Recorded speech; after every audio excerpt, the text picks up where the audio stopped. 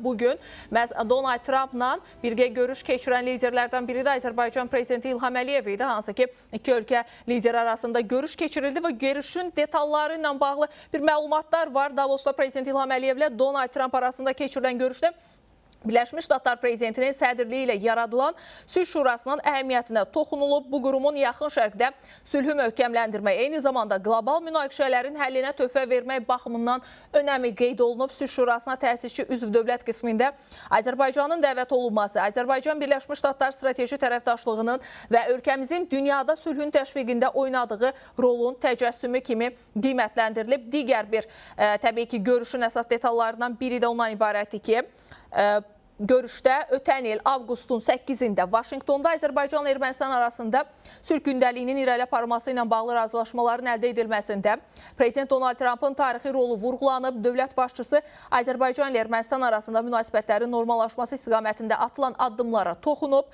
Artıq regionda sülhün mövcud olduğunu diqqətə çatdıran Prezident İlham Əliyev bunun iki ölkə arasında ticarət münasibətlərinin yaranmasında da özünü göstərdiyini bildirib. Bu xüsusda Azərbaycandan Ermənistana neft məhsulları ixracı, həmçinin ixal edilən taxılın ölkəmiz vasitəsilə Ermənistana çatdırıldığını da vurğulayıb. Dövlət başçısı Zəngəzur dəhlizinin, o cümlədən TRIP layihəsinin regional bağlantılar baxımından mühüm rol oynadığını da qeyd edib. Bəli, iki ölkə lideri arasında keçirilən görüşün əsasən detalları, müzakirə istiqamətləri bunlardan ibarət idi.